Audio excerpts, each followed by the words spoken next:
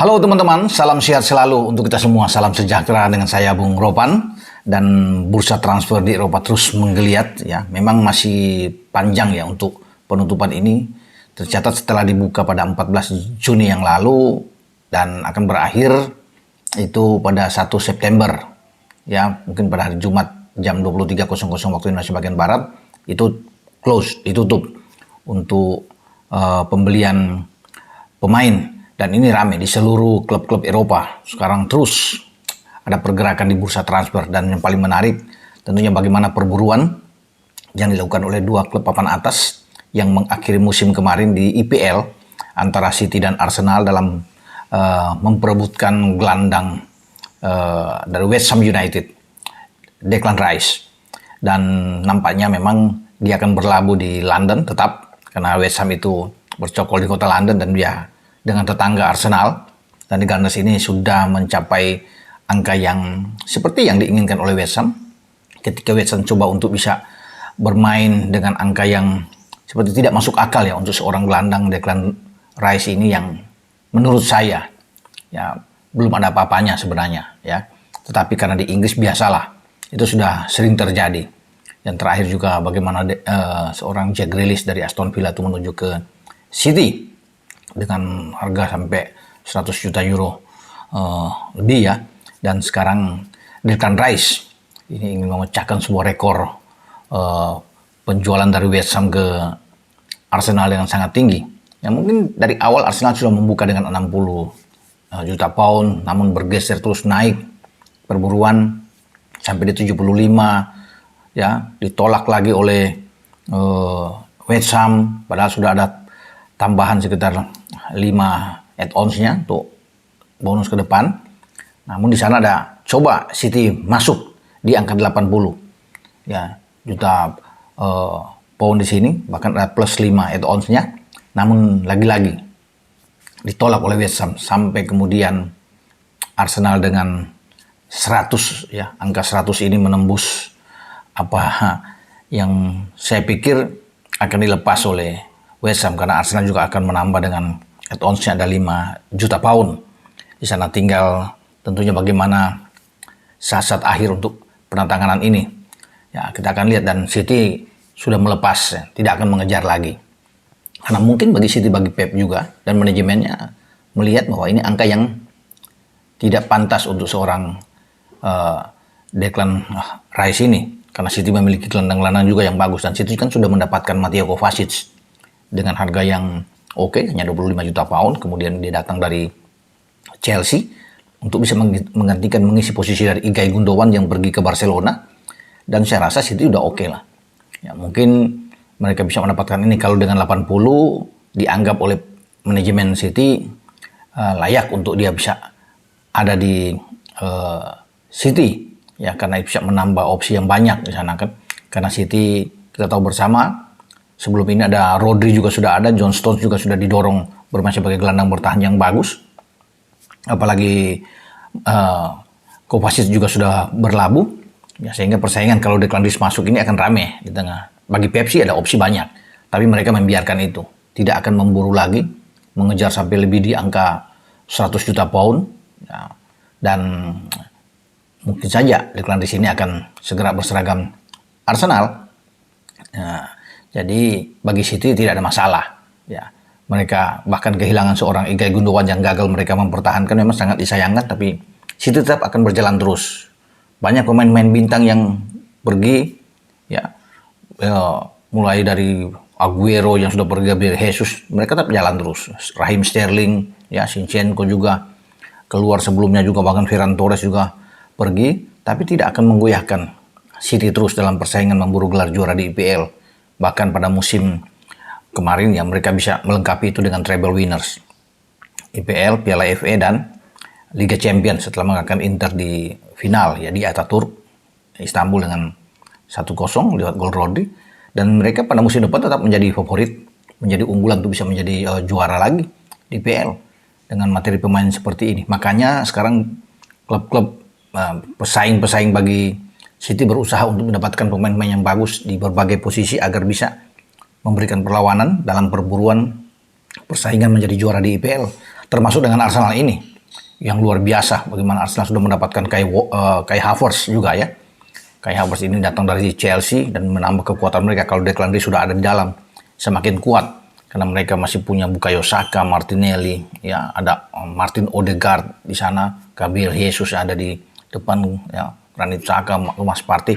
Ini pemain yang baik. Artinya ketika mereka ada pemenahan yang besar-besaran, tentunya Arsenal yang gagal bisa mengamankan posisi mereka terus bisa memimpin, namun di 3-4 pertandingan terakhir mereka tergelincir dan diambil alih oleh City untuk bisa menjadi juara, ada rasa penasaran. Mereka ingin mendapatkan itu. Namun Arsenal sekarang akan ikut di Liga Champions setelah 6 musim terakhir mereka sulit bisa mendapatkan itu. Sekarang mereka akan bertarung di Liga Champions. Makanya untuk ke Liga Champions depan dan bersaing di Piala FA, Piala Carabao, di IPL, mereka butuh pemain-pemain yang baik. Ya seperti ada Declan Rice sana dan Kai Havertz untuk bisa mengisi posisi mereka, terutama di lini tengah agar semakin kuat. Nah, kita akan tunggu ya bagaimana pergerakan ini, apakah Arsenal akan membeli lagi pemain-pemain lain ya. Sementara kita tahu bersama di tetangga mereka yang lain, Chelsea juga banyak pemain-pemain yang pergi ya.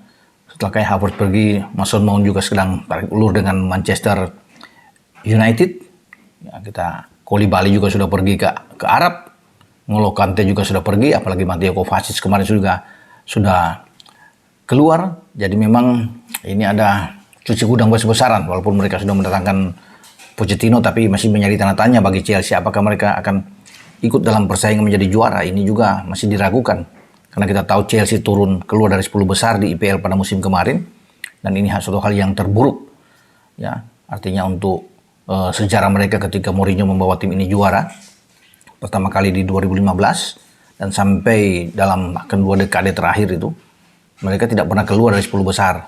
Namun pada musim kemarin 2022-2023 Chelsea keluar.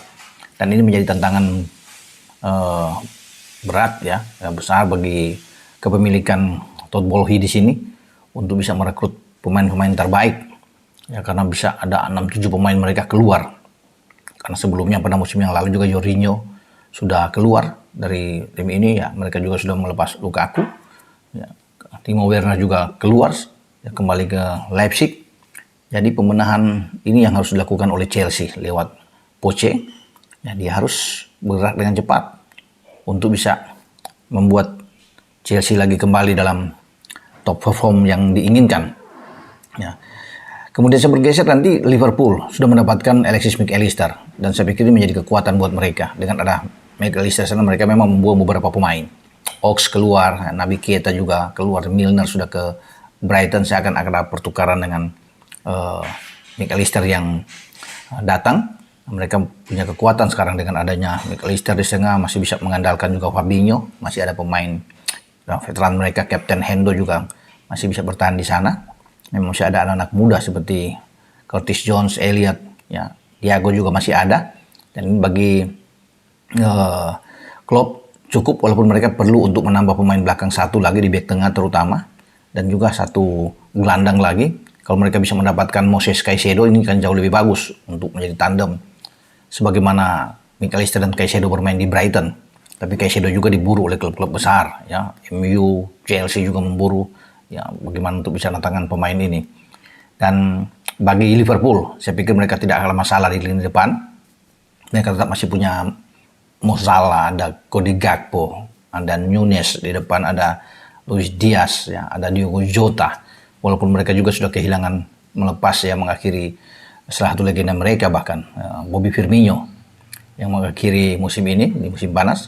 Tapi saya pikir lini depan mereka sangat kuat ya bagi Liverpool. Tinggal bagaimana pembenahan di tengah itu dan juga di belakang untuk bisa mencari seorang pendamping yang kuat. Sekarang Virgil van Dijk masih dengan Konate.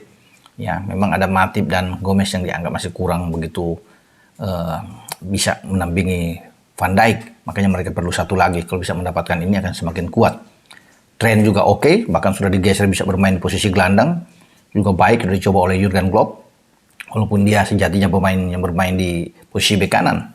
Robo ada di kiri, dia punya pelapis dengan Tsimikas.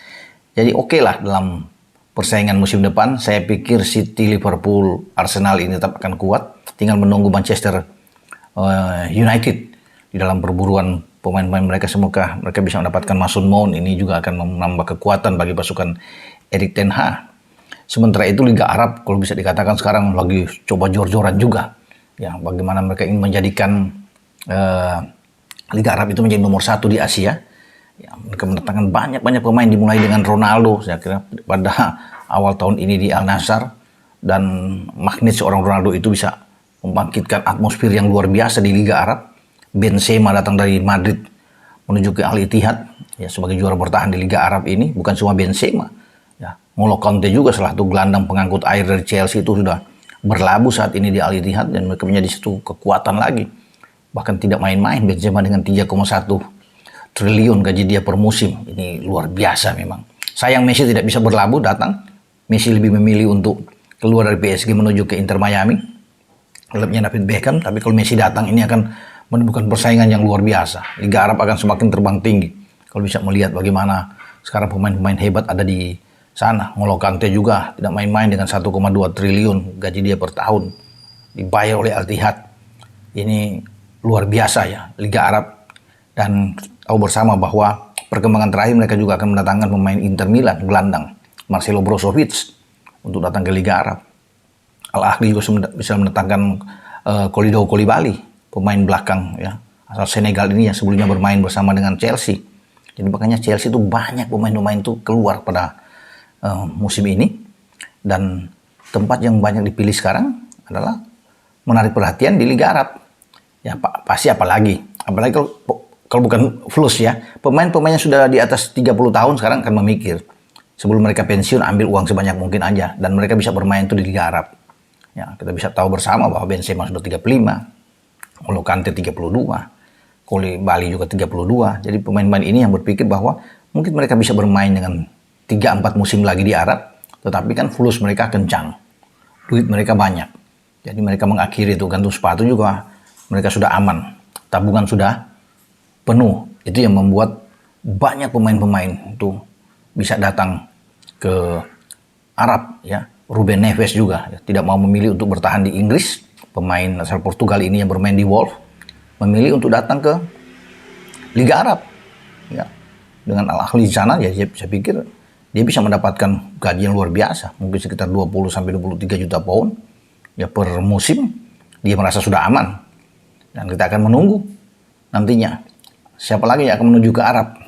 Pemain-pemain yang punya nama besar akan Arab ini bisa membuktikan bahwa mereka bisa melakukan yang terbaik juga di dalam mengumpulkan banyak pemain, dan liga mereka akan semakin dipandang di dunia. Oke, sampai di sini dengan saya Bung Ropan untuk bisa melihat sekarang pergerakan bursa transfer, karena sebelumnya juga Jude Bellingham sudah pergi ke Madrid dari Dortmund, dan saya sudah katakan di awal Gundogan mengakhiri musim yang sangat fantastis bersama dengan City. Sekarang dia sudah berada di Barcelona. Kabar juga terakhir mengatakan bahwa salah satu anak emas di AC Milan, Sandro Tonali, sudah berlabuh di The Magpies Newcastle United dengan rekor yang juga spektakuler kalau bisa dikatakan ya. Itu mencapai 80 juta euro, mengalahkan rekor sebelumnya yang dimiliki oleh Alexander Isak, pemain asal Swedia ini yang datang dari Real Sociedad menuju ke Newcastle dengan 70 juta euro. Ya, sekarang Tonali masuk, gelandang yang muda 23 tahun ini yang akan mengisi persaingan di lini tengah Newcastle. Karena Newcastle kan finish di urutan keempat, ikut di Liga Champions pada musim depan. Suatu bagaimana peningkatan performa yang luar biasa pada musim kemarin dengan pelatih Eddie Howe, dan bahkan dengan kedatangan Tonali akan membuat mereka sangat kuat di tengah.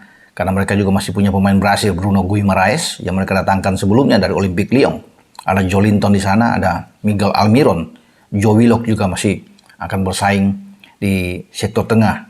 Membuat Eddie Howe banyak pilihan tentunya untuk membuat starting 11 Newcastle makin tangguh dalam persaingan. Bukan saja di IPL, Piala FA, Piala Carabao, tapi juga mereka akan berpikir bersaing di kancah UCL ya. Mereka tidak ingin numpang lewat aja kemudian tersisi, tapi dengan pemain-pemain yang bagus di semua lini, mereka bisa menjadi kuda hitam yang berbahaya di UCL. Dengan saya, Bung Ropan.